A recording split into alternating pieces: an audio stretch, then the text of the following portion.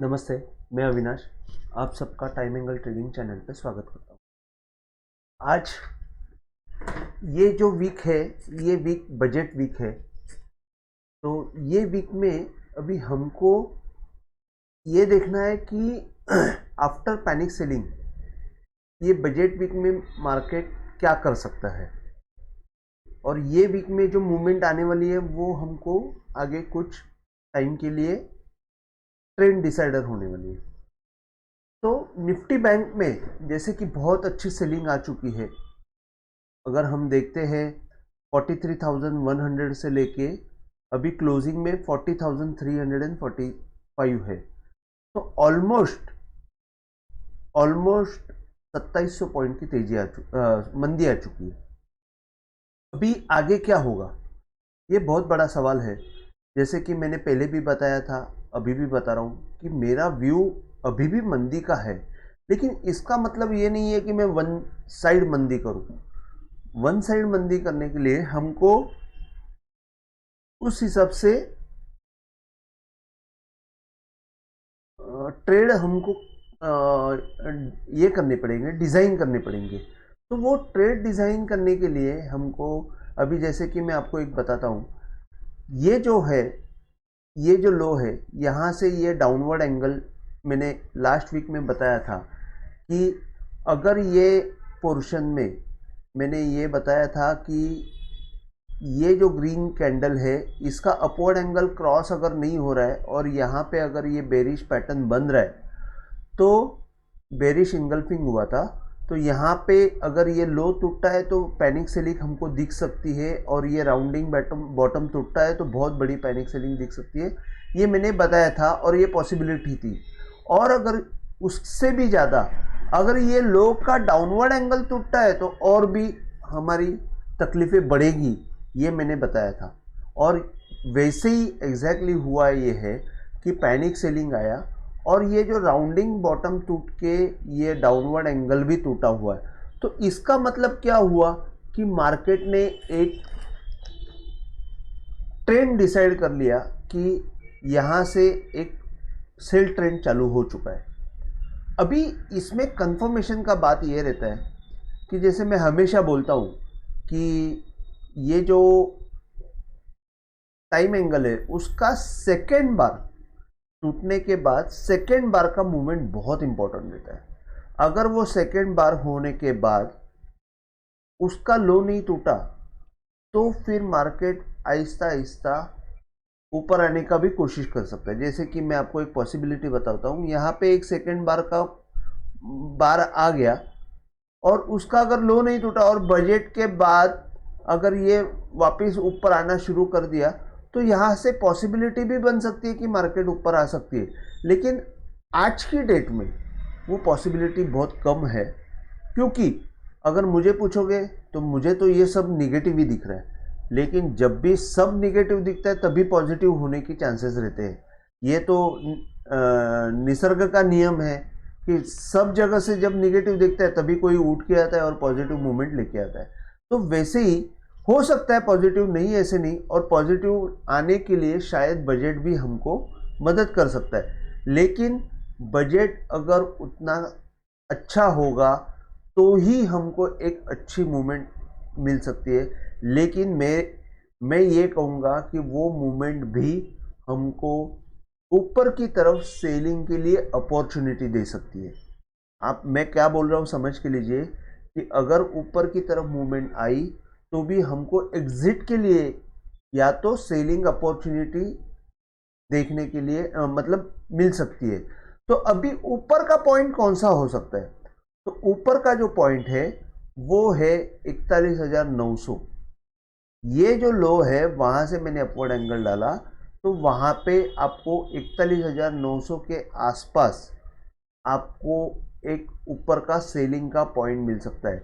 जैसे कि ये ऐसे हो सकता है कि यहाँ पे सपोर्ट लेके अगर ऊपर आ जावे मार्केट, ये एंगल के ऊपर भी आ जावे, ऊपर के आने के बाद अगर इसने यहाँ पे होल्ड करके वापस अगर ढकेल दिया तो हमको निफ्टी जो बैंक निफ्टी जो है हमको 38,323 के आसपास आती हुई दिखेगी बहुत जल्दी।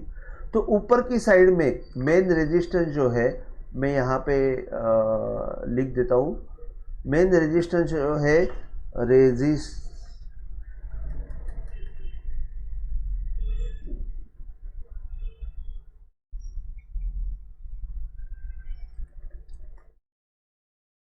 रेजिस्टेंस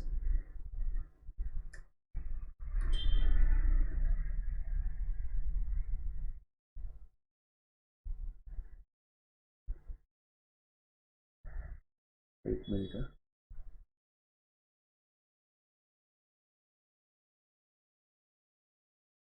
ठीक है। रेजिस्टेंस हमारा रहेगा 41,900। ओके,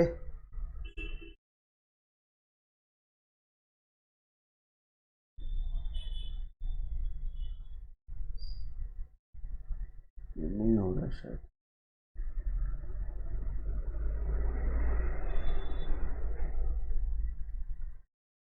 ठीक है, ये जाने दो।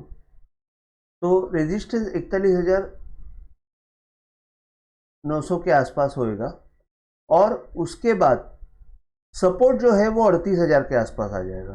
तो सपोर्ट तो बहुत लंबा है, अभी फिलहाल हमको सिर्फ आगे का 2-3 दिन का ही देखना है। 2-3 दिन में ये मूवमेंट कैसे करता है, जैसे कि यहाँ पे समझो ये मूवमेंट होल्ड हो गई, तो ऊपर की तरफ बजट के दिन आता है क्या? अगर बजट के दिन नहीं आता है तो ये जो सेकेंड डे रहेगा उसका लो टूटने के बाद क्या मूवमेंट आती है वो हमको देखना है। अगर वो लो जो टूटा तो हमको 38,000 तक की मूवमेंट मिल सकती है। अगर यहाँ पे और एक पॉसिबिलिटी ऐसी है, एक सेकेंड,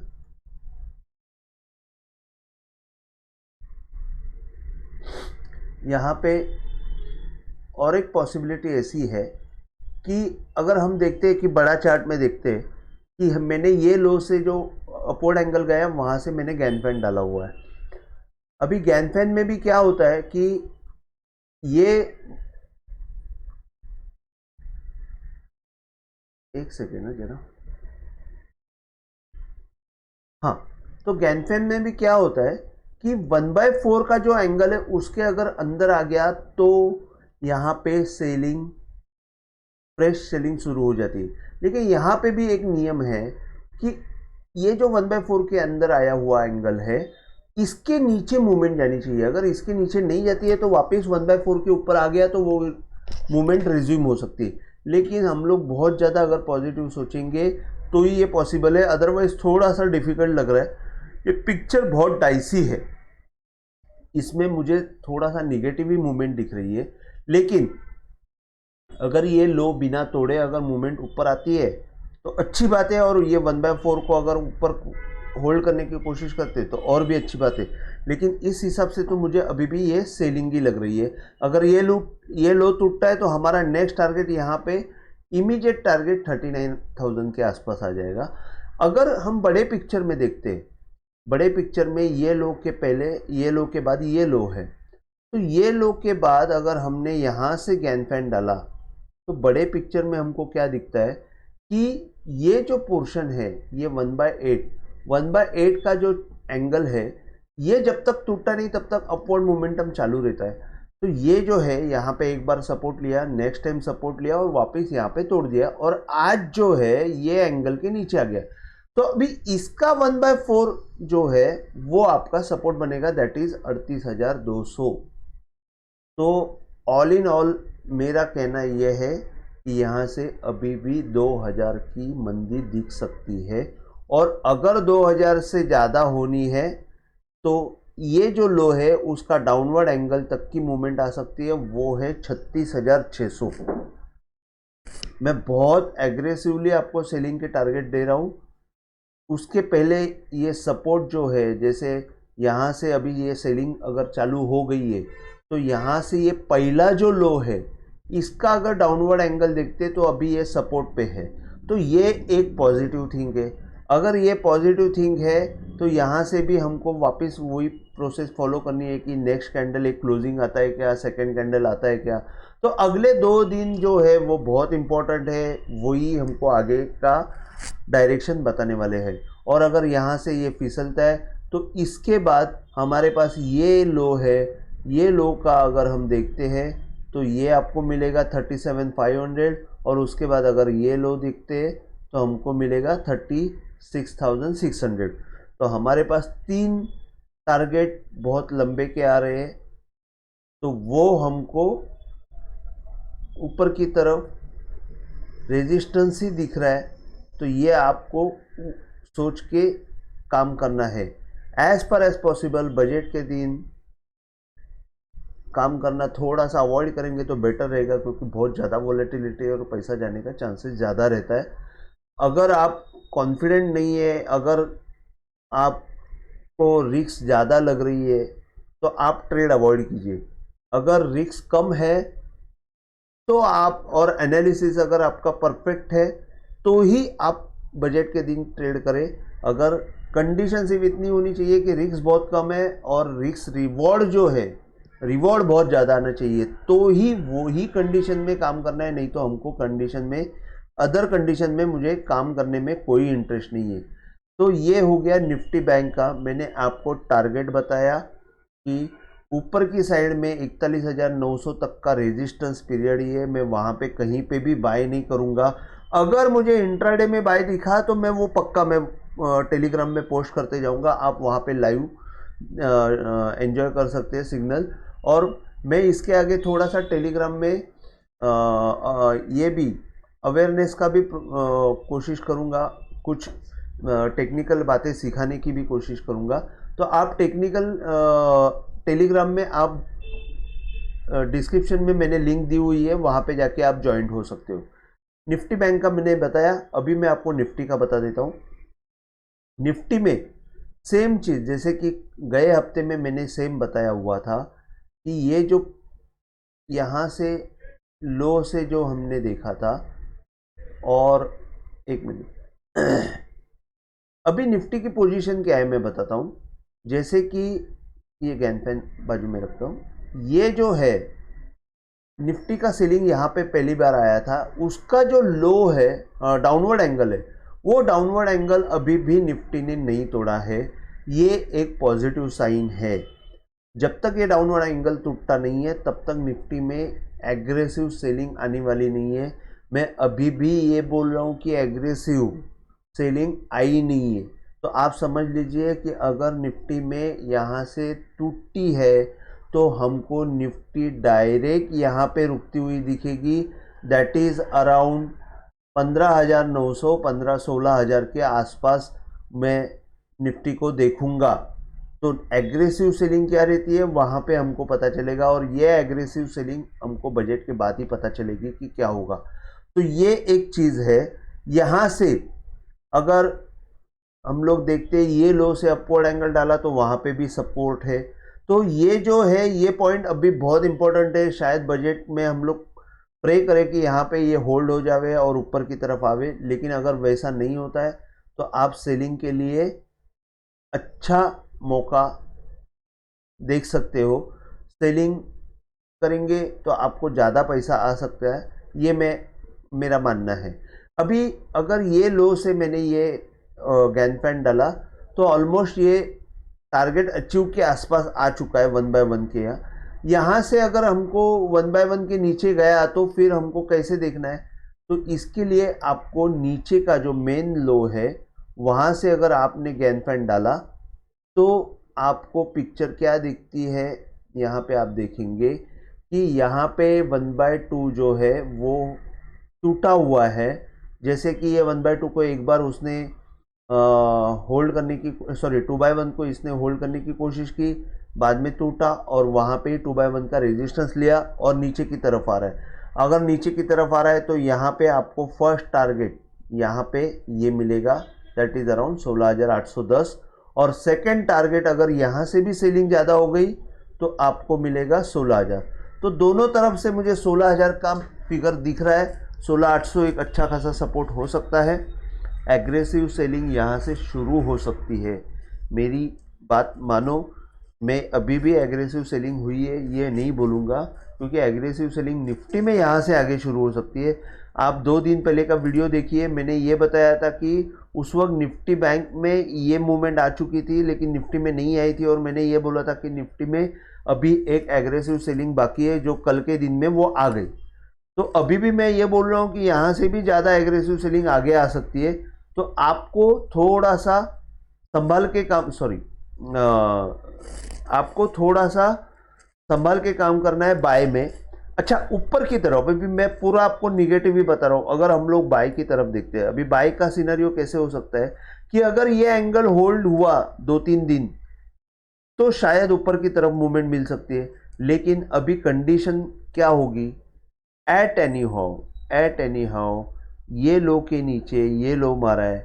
अगर निफ्टी कोई भी हाल में इसको क्रॉस नहीं करती है 18,500, तब तक तो तेजी आने का भूल ही जाओ। उसके बाद अगर हम लोग ये लो के नीचे ये लो देखते हैं तो ये लो के नीचे ये लो देखते हैं तो हमारे पास ये पॉइंट है, और जब तक 18,300 क्रॉस नहीं होता है तब तक तो भूल ही जाओ। तो ये मैंने आपको ये बोला है कि मेन तेजी का पॉइंट, लेकिन इसका मतलब ये नहीं है कि 18,600 से लेके 18,500 से लेके 18,200 तक, सॉरी 17,500 से लेके 18,200 तक तेजी नहीं आ सकती है, तो आ सकती है, उसमें कोई डाउट नहीं है। उसके लिए आपको आगे के 2 दिन 3 दिन मूवमेंट देख के आपको उसमें काम करना है। अगर तेज़ी आ गई तो तेज़ी के लिए भी प्रिपेयर रहना है, और मंदी आ गई तो मंदी के लिए भी प्रिपेयर रहना है। मैंने आपको सिर्फ आपको अवेयर करने के लिए ये बजट वीक का वीडियो बनाया है कि यहाँ पे नीचे के साइड में मुझे ज़्यादा मंदी दिख रही है। ऊपर की साइड में जैसे कि देखो मंदी में पिलिया हो जाएगा तो अपने को सब वही दिखेगा। अभी सब जगह से निगेटिव दिख रहा है तो मेरे को भी निगेटिव दिख रहा है, उसमें भी पॉजिटिव हम लोग ढूंढ सकते हैं। लेकिन अगर कुछ पॉजिटिव आया तो मैं आपको टेलीग्राम में अलर्ट करूंगा। अगर ये सेकेंड कैंडल जो है या फर्स्ट कैंडल का सिनारियो है ये अगर निगेटिव होते हुए दिखेगा तो वो मैं आपको टेलीग्राम में पहले अलर्ट करते रहूँगा। आप ये वीक के सब वीडियो देखना, क्योंकि ये वीक बहुत डिसाइडर वीक होने वाला है। हर दिन में कुछ ना कुछ अपडेट करते जाऊंगा कि क्या दिख रहा है। अगर पॉजिटिव दिख रहा है तो पॉजिटिव दिखाऊंगा, अगर निगेटिव दिख रहा है तो निगेटिव दिखाऊंगा। तो आपको सिर्फ इतना ही ध्यान में रखना है कि यहाँ से ये वीक के सब वीडियो अच्छी तरह देख के उसमें से आपको समझ के लेना है कि क्या करना है। अगर आपके पास बाइंग की हेवी पोजीशन है तो आप डिसीजन मतलब मार्केट सिनारियो देख के डिसीजन लेके आप कोई भी एक्शन ले लीजिए। मैं आपको रिक्वेस्ट करूंगा कि जितना कम करेंगे उतना बेटर रहेगा। डिलीवरी में उतनी तकलीफ नहीं आनी चाहिए। 16,000 तो ठीक है, आते जाते रहता ही है, तो वो चलते रहेगा। तो ऊपर की तरफ ट्रेडिंग में सिर्फ आपको एक्शन लेना है। तो बजट वीक का मैंने व्यू आपको तो बताया हुआ है। अगले 2 दिन बहुत इंपॉर्टेंट रहने वाले हैं, तो अगले 2 दिन के लिए आपको स्ट्रैटेजी आपको सोचने के लिए टाइम भी शायद मिल सकता है अगले 2 दिन के लिए, लेकिन बजट में फिर अपने को सोचने के लिए टाइम नहीं मिलने वाला है। बजट के बाद आपका ये लोग कहीं पे भी ये कर देंगे, क्या बोलते हैं, ट्रेंड डिसाइड हो जाएगा। तो आज के लिए बस इतना ही। अगर आपको ये वीडियो पसंद आया हो तो प्लीज़ आप शेयर कीजिए, लाइक कीजिए और सब्सक्राइब कीजिए। जय हिंद, थैंक यू।